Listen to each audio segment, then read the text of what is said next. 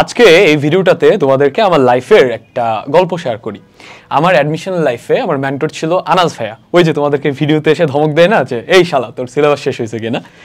এটা third time একটা ভিডিওতে এসে আমি একই জিনিস বলতেছি। আমি বলি নাই, মানে আনাজ ভাই হচ্ছে ওই যে বলে না, তো ওই আনাজ ভাই হচ্ছে আমার অ্যাডমিশন টাইমে মেন্টর ছিলেন। ভাই কিন্তু দিনাজপুর বোর্ডে এইচএসসিতে টপার, মানে ভাই বোর্ডে ফার্স্ট ছিলেন। আনাজ ভাই আমার অ্যাডমিশন টাইমে মেন্টর ছিলেন। আমি ফার্ম গেট গিয়ে ভাইয়ের কাছে গিয়ে পড়তাম। তো ভাই আমাকে অ্যাডমিশনের টাইম একদম শুরুর দিন থেকে ঢাকা ইউনিভার্সিটি এ ইউনিটের অ্যাডমিশনের আগে পর্যন্ত আমাকে প্রত্যেক দিন সতর্ক করতেন যে সাইদ তুই কিন্তু মারা খাবি, তুই কিন্তু একটা জায়গাতে ভুল করতেছিস। আমি ভাইয়ের কথা শুনি নাই, না শুনে আমি ঢাকা ইউনিভার্সিটির এ ইউনিটের পরীক্ষা দিলাম। অ্যান্ড ভাই যেহেতু এক্সপিরিয়েন্সড একজন মানুষ, আমি আসলে সিভিয়ার মারা খাইলাম। ঢাকা ইউনিভার্সিটির এ ইউনিটের ভর্তি পরীক্ষায় আমার পজিশন আসলো 5000-এরও বাইরে, চান্স হয় নাই। দেন আমার বিশাল বড় একটা ধাক্কা লাগে। দেন আমি বাসায় ফিরে অ্যানালাইজ করে, আচ্ছা অ্যাকচুয়ালি ভাই আমাকে কি বলছিল, সিক্রেটটুকু কি, আমি কোন জায়গাটা মিস করে গেছি। ওই জায়গাটাতে আমি আবার সময় দেওয়া শুরু করি। অ্যান্ড দেন মোটামুটি 1 মাস 2 মাস প্র্যাকটিস করার পর ওই সিক্রেটটা আমি আবার ঢাকা ইউনিভার্সিটির প্রযুক্তি ইউনিটে ভর্তি পরীক্ষা দেই। আমার ভর্তির পজিশন আসে 98। শুধু তাই না, আমি কৃষিতে ভর্তি পরীক্ষা দেই, আমি বিজ্ঞান প্রযুক্তিতে দেই, সবগুলাতে আমার চান্স হয়। তারপরে আবার আমি জাহাঙ্গীরনগরে ভর্তি পরীক্ষা দেই। ওখানে 2টা ইউনিটে আমি ফোকাস করি, একটা হচ্ছে এইচ ইউনিট আইআইটি, আর একটা হচ্ছে এ ইউনিট। 2টাতে আমার মেরিটে পজিশন আসে। যেমন আইআইটিতে তখন আমার পজিশন আসে 103, বাট প্রথমবার আমার পজিশন আসে 1800 পরে। এই যে শুরুতে আমি খুবই মারা খাচ্ছিলাম, খুবই বাজে পারফর্ম করতেছিলাম, ভার্সেস কিছু একটা সিক্রেট অ্যাপ্লাই করার পর আমি মোটামুটি টপ 100-এর কাছাকাছি চলে আসতেছিলাম বা চান্স পাচ্ছিলাম। ওই সিক্রেটটুকু কি? অথবা আর প্রেসাইজ করে যদি বলি, তোমরা যে সামনে এসএসসি পরীক্ষা দিবা, সেই এসএসসি পরীক্ষায় আগের বছরগুলোতে যারা বোর্ডে ফার্স্ট হয়েছে বা টপার হয়েছে বা যারা A+ রাখতে পারছে বা গোল্ডেন রাখতে পারছে, অথবা আনাজ ভাই যারা বোর্ডে ফার্স্ট হয়েছেন, উনাদের, বা আমি যদি আমার কথা বলি, আমার এসএসসি এবং এইচএসসি বোথ 2টাতে A+ রাখতে পারার পিছনে অ্যাকচুয়ালি সিক্রেটটুকু কি? ওই সিক্রেটটুকু আজকে এই ভিডিওটাতে আমি তোমাদের কাছে ক্লিয়ার করব। শুধু তাই না, ওই সিক্রেটটুকু কেমনে কাজ করে এটাও তোমাদেরকে ক্লিয়ার করে দিব। আসসালামু আলাইকুম, সবাইকে আলকেস চ্যানেলে স্বাগত। আসো আমরা শুরু করি। সো সিক্রেটটা কি? সিক্রেটটা হচ্ছে, এটা হইতে পারে তোমার এসএসসি এক্সাম বা এনি এক্সাম, এটা তোমার স্কুলের এনি এক্সামও হইতে পারে, এনিথিং। যারা এই লেভেলের ভালো করে গোল্ডেন পায় কিংবা A+ পায় বা যারা তোমরা পাইতে যাচ্ছ, ওরা যেটা করে সেটা হচ্ছে ফাইনাল যে এক্সামটা আছে না, ওই এক্সামটাকে ওরা ভুলে যায়। ওরা চিন্তা করে ফাইনাল এক্সাম যদি এখানে হয়, আমার অ্যাকচুয়াল এক্সামটা হচ্ছে ফাইনাল এক্সামের অনেক আগে, 3 মাস 4 মাস 5 মাস কিংবা 1 বছর আগে। এইখানে ওরা চিন্তা করেছে এইটা হচ্ছে আমার ফাইনাল এক্সাম, ওরা ওইটা ভুলে যায়। তারপর ওরা যেটা করে, ওরা ফাইনাল এক্সামে যেই সাবজেক্টগুলোতে এক্সাম দিত, ওই এক্সামগুলোকে এইখানে রেপ্লিকেট করে ওরা ধরে নেয়। ফর এক্সাম্পল, এদের এসএসসি ফাইনালে ফিজিক্স এক্সাম হবে, ওরা তার অনেক আগেই এখানে ফিজিক্সের কিছু মক এক্সামকে ধরে নেয়, এইটাই তার ফাইনাল এক্সাম। অ্যান্ড দেন সে যেটা করে, এই এক্সামটাকে ফাইনালের মতো করে ট্রিট করে। মানে এটা করলে কি হয় চিন্তা করো তো, এই এক্সামটা আগে যেহেতু সে ফুললি প্রিপেয়ার্ড না, সে ইচ্ছা মতো এখানে মারা খায়, ভুল করে তার ত্রুটিগুলো ধরতে পারে, ধরে তারপর সে কিছুদিন গ্যাপ নিয়ে আবার শুধরাই ফেলে। কথা বুঝছো? দেন শুধরে আবার এক্সাম দেয়, এটাকেও সে আবার ফাইনাল হিসেবে চিন্তা করে, করার কারণে এবার সে আগের চেয়ে একটু বেটার করে স্টিল সে কিছু ভুল ধরতে পারে। দেন সেই ভুলগুলো সে শুধরাই নিয়ে এখানে গ্যাপে, দেন আবার সে এক্সাম দেয়, আবার ভুল করে, আবার মারা খায়, আগের চেয়ে বেটার করে, দেন আবার এখানে একটা গ্যাপ নিয়ে আবার ভুলগুলো শুধরাই নেয়। একটা পর্যায়ে গিয়ে এমন হয়, ফাইনাল একদম ফাইনালটার আগেই বেশ কিছু এক্সামে সে ফাইনালে যেরকম রেজাল্ট এক্সপেক্ট করতেছিল এগুলা করতে শুরু করে। মানে সে আর ভুল করতেছে না, সে প্রত্যেকটা সাবজেক্টে 90+ পাইতে যাচ্ছিল, সেটা পাচ্ছে।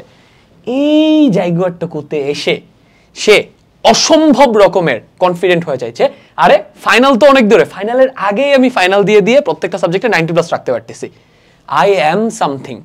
এই কনফিডেন্সটা নিয়ে যখন সে ফাইনালটাতে গিয়ে বসে, then everything, the game totally starts to change. এখানে কি হয়, সে প্রত্যেকটা সাবজেক্টে 90-95+ কিংবা প্রত্যেকটা সাবজেক্টে অ্যাটলিস্ট A+ করে ইজিলি রেখে আসতে পারে। সো দ্য সিক্রেট কি বুঝলা? সিক্রেটটা হচ্ছে প্রচুর পরিমাণে ফাইনালের অনেক আগে থেকেই প্রচুর পরিমাণে এক্সাম প্র্যাকটিস করা। অ্যান্ড আমার ক্ষেত্রে প্রথমবার যখন আমার পজিশন 5000-এর পিছনে ছিল, আমি এই একটা জায়গাতে ভুল করছিলাম। আনাজ ভাই আমাকে বারবার সতর্ক করছে যে সাইদ পড়তেছিস ভালো কথা বাট ইনাফ এক্সাম দে, এক্সাম না দিলে চান্স পাবি না। আসলেই পাইনি। দেন আমি এক্সাম দেওয়া শুরু করলাম, পরেরগুলোতে ঠিকই চান্স পাইছি। অ্যান্ড এসএসসি এইচএসসির আগেও এই কিছু সময়টুকুতে এক্সাম প্র্যাকটিস করছিলাম, দ্যাটস ওয়াই দুইটাতেই প্লাস রাখতে পারছিলাম। ওকে, এটা হচ্ছে সিক্রেট। এক্সাম কোত্থেকে দিবা? এইখান থেকে এক্সাম দিবা, তোমার যেখান থেকে সুবিধা হয় তুমি ওইখান থেকে এক্সাম দাও, but the secret is exam, প্রচুর পরিমাণে এক্সাম প্র্যাকটিস করতে হবে। ঠিক আছে, এইটার লিংক কমেন্টের ডেসক্রিপশনে দেওয়া থাকবে, এখানে ডিটেলস লেখা আছে। আমি তোমাকে মেইন জিনিসটা বোঝাবো, এটা নিয়ে ডিটেলস বলবো না। এখান থেকে পারো বা যেখান থেকে পারো, offline online what ever, exam দিয়ে ফেলো। ঠিক আছে, আচ্ছা ওকে, এইবার আসো আমরা যাই যে ওয়াই ডাজ ইট ওয়ার্ক, মানে এই এক্সাম দেওয়াটা কেন এক্সামের রেজাল্টকে একদম টপ নচ লেভেলে নিয়ে যায়, এটা নিয়ে কথা বলি। বাট তার আগে তোমাদেরকে বইলা নেই, আমার সাজেশন থাকবে তোমরা এখন যেহেতু আগেকার দিনে অনলাইনে অত অ্যাডভান্সড এক্সাম সিস্টেম ছিল না, মানুষজন বাইরে গিয়ে সময় নষ্ট করে এক্সাম দিত, তাদের এফিসিয়েন্সি খুবই কম ছিল। বাট এখন কিন্তু অনলাইনে এফিসিয়েন্টলি অনেক মানুষজন ঘরে বসে দ্রুত সময়ে এক্সাম দিয়ে দিয়ে নিজেদেরকে অ্যাডভান্স করে ফেলতেছে। সো তুমি যদি এখন অফলাইনে দৌড়াদৌড়ি করো, যারা অনলাইনে এক্সাম প্র্যাকটিস করে ওদের সাথে খুব একটা পারবা না। তুমি অফলাইনে যাও একটা দুইটা জায়গাতে, বাট মেক শিওর রেগুলার বেসিসে তুমি যাতে বাসায় এক্সাম প্র্যাকটিস করো। সপ্তাহে একদিন আগে যত চ্যাপ্টার পড়া হয়েছে, সাবজেক্ট পড়া হয়েছে, ওই চ্যাপ্টারগুলোর উপর এইখান থেকে তুমি চাইলে অনলাইনে বসে একদিন এক্সামের জন্য ডেডিকেট করতে পারো, তাইলে তুমিও আনাজ ভাইয়ের মতো কিংবা যারা বোর্ডে টপ করে বা দুইটাতে A+ রাখতে পারে ওদের একজন হইতে পারবা। ওকে ডান। এন্ড ভিডিও শেষের দিকে আমি তোমাকে অনলাইন এক্সামের বেশ কিছু ফিচার্স বলবো। হ্যাঁ আচ্ছা, নাম্বার 1 রিজন, আগে আমি তোমাকে রিজনগুলো একটু সামারাইজ করে বলি হোয়াই ডাজ ইট ওয়ার্ক প্রচুর এক্সাম প্র্যাকটিস করা। এক নাম্বার জিনিস হচ্ছে এটা তোমাকে ফাইনালে গিয়ে যে ভুলগুলো করার কথা এগুলো আগে থেকেই করার সুযোগ দেয়, শুধরানোর সুযোগ দেয়। 2 নাম্বার জিনিস হচ্ছে তোমার ফাইনালে যত ভুলগুলো হওয়ার কথা ছিল ওই ভুলগুলা তুমি কি আগে থেকেই জানা নিতে পারবা। এন্ড যেই মানুষ তার দুর্বলতা কিংবা ভুল সম্পর্কে সবচেয়ে বেশি সতর্ক, সে কিন্তু ফাইনালে তত বেশি ভালো করবে।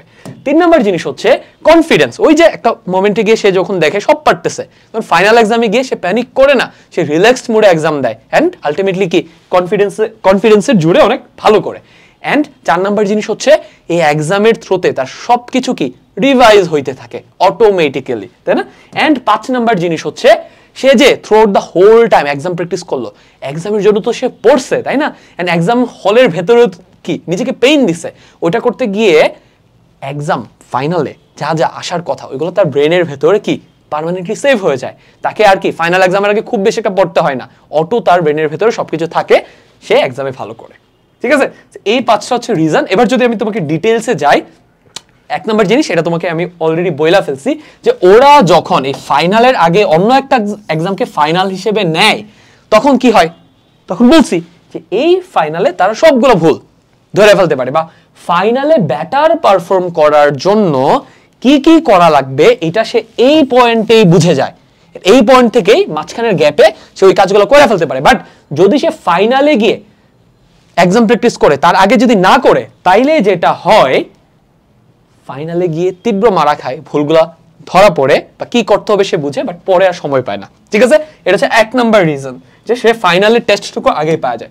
2 নাম্বার রিজন হচ্ছে সিমিলার জিনিস, যে ফাইনালের আগেই ফাইনালে সে কি কি ভুলগুলা করতো যেগুলোর কারণে ফাইনালে সে খারাপ করতো, এগুলো সে আগেই ধরে ফেলে, আগেই ধরা এইখানে বিশাল বড় একটা সুযোগ পায় মিস্টেকসগুলা ঠিক করার জন্য। মাঝখানে যে সে আরো এক্সাম প্র্যাকটিস করে, এক্সামের মাঝখানে কিন্তু সে নিজের চোখে দেখতে পায় যে আমি আর ভুলগুলো করতেছি না, তখন কি হয়, তখন যেটা হয় 3 নাম্বার জিনিস, প্রচুর পরিমাণে কনফিডেন্স গ্রো করে। অ্যান্ড একটা পর্যায়ে তোমাকে আমি গ্রিন দিয়ে দেখাইছি যে একদম ফাইনালের আগের যে এক্সামগুলো এইগুলোতে সে এত ভালো রেজাল্ট করে বা এত কনফিডেন্স আসে যে এমনও হয় যে ফাইনাল এক্সামে সে যদি ফাইনাল এক্সামের দিন সে যদি এক্সামের আগের রাতে না পড়েও যায়, না রিভাইজ দিয়ে যায়, অটোমেটিক্যালি সে এক্সামে ভালো করে। এন্ড 4 নাম্বার জিনিস হচ্ছে রিভিশন। তুমি দেখো এখানে ভাইয়া ফাইনালের আগে তুমি এখানে এক্সামের আগে একবার রিভাইজ হচ্ছে, এখানে একবার রিভাইজ হচ্ছে, এখানে একবার রিভাইজ হচ্ছে, এখানে একবার রিভাইজ হচ্ছে, কি হচ্ছে ভাইয়া বলো তো? পড়াশোনাকে ভালো মতো নিজের মধ্যে আত্মস্থ করার খুবই ফান্ডামেন্টাল একটা প্র্যাকটিস স্পেসড রেপিটেশন হচ্ছে। তুমি এখানে ভুল করতেছো, একটা গ্যাপ দিয়ে এখানে আবার জিনিসটা রিভাইজ দিচ্ছ, একটা গ্যাপ দিয়ে আবার রিভাইজ দিচ্ছ। ব্রেইন ওই তথ্যগুলোকে রিভাইজ করতে করতে করতে করতে কি করে একদম পার্মানেন্ট করে ফেলে। ইফিশিয়েন্টলি রিভিশন হয় প্রচুর এক্সাম প্র্যাকটিস করলে। অ্যান্ড 5 নাম্বার জিনিস, এখানকার এই ওয়ার্ডটা হচ্ছে আনাস ভাইয়ের কাছ থেকে নেওয়া, রেসিডুয়াল ভলিউম। জিনিসটা কি? জিনিসটা হচ্ছে আমাদের হার্ট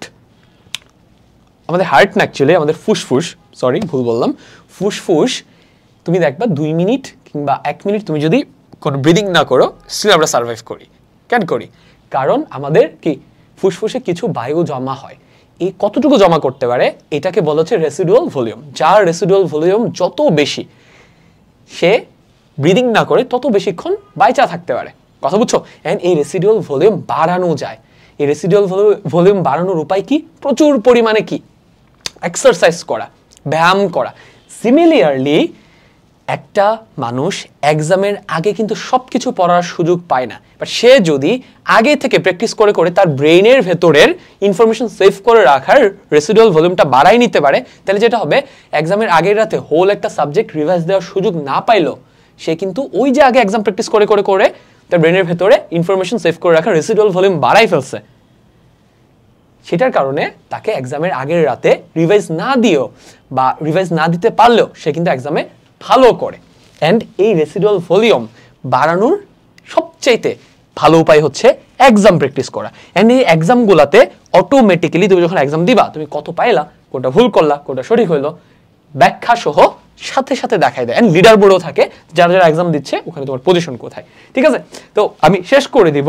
ফাইনাল জাস্ট একটা কথা বলবো, ফাইনাল একটা কথা না, বেসিক্যালি এবার আমার একটা, এটা তো আনাস ভাইয়ার থিওরি বললাম, আমার থিওরি যদি বলি সেটা হচ্ছে তুমি যখন প্রচুর এক্সাম দাও, তুমি যখন প্রচুর পড়াশোনা করো না, ভার্সাস যখন তুমি এক্সাম দাও, পড়াশোনার ক্ষেত্রে যেটা হয় তুমি জিনিসগুলো পড়তেছো, ব্রেইনের ডিপে কোনো একটা জায়গায় ইনফরমেশনটা সেভ হয়, ওখান থেকে এক্সাম হলে দ্রুত ইনফরমেশন রিকল করা যায় না।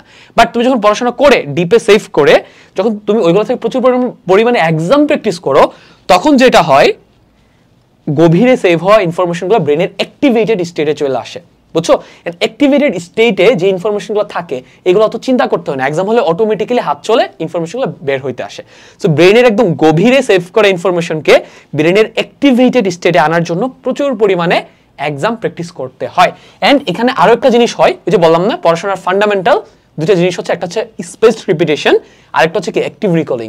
স্পেসড রিপিটেশন আমাদেরকে পড়া জিনিস যাতে আমরা না ভুলে যাই ওখানে হেল্প করে, আর অ্যাক্টিভ রিকলিং কোথায় হেল্প করে? এক্সাম হলে তুমি দেখো কি করো, তুমি কিন্তু বই দেখে জিনিসগুলো মনে করে লিখো না, এক্সাম হলে তোমাকে কি ব্রেনের ভেতরে সেভ করা ইনফরমেশন রিট্রিভ করতে হয়, করে লিখতে হয়। এই প্রসেসটাকে বলা হচ্ছে অ্যাক্টিভলি রিকল করা, মানে না দেখে কিছু একটাকে মনে করার চেষ্টা করা। যে এই অ্যাক্টিভ রিকলিং এ যত বেশি ভালো এক্সপার্ট, সে এক্সাম হলে তত এফিশিয়েন্টলি ব্রেনের ভেতর থেকে ইনফরমেশন রিকল করে করে লিখতে পারে।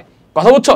এন্ড এই অ্যাক্টিভ রিকলিং তাদেরই ভালো হয় যারা ফাইনাল এক্সামের আগে প্রচুর পরিমাণে এক্সাম প্র্যাকটিস করে অ্যাক্টিভ রিকলিং করে, মানে তার ব্রেইনের ভেতরে সেভ করে রাখা ইনফরমেশনটাকে রিকল করার ক্ষমতা অন্যদের চাইতে অনেক বেশি বাইরে যায়।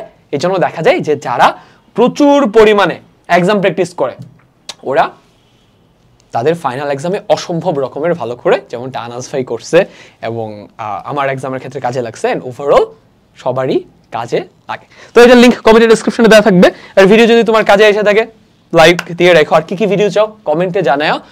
আর রেগুলার বেসিস তো যারা চ্যানেলে নতুন আসলা, আমরা তো রেগুলার বেসিসে ভিডিও দিচ্ছি তোমাদেরকে পড়াশোনায় হেল্প করার জন্য, তুমি চাইলে সাবস্ক্রাইব করে রাখতে পারো।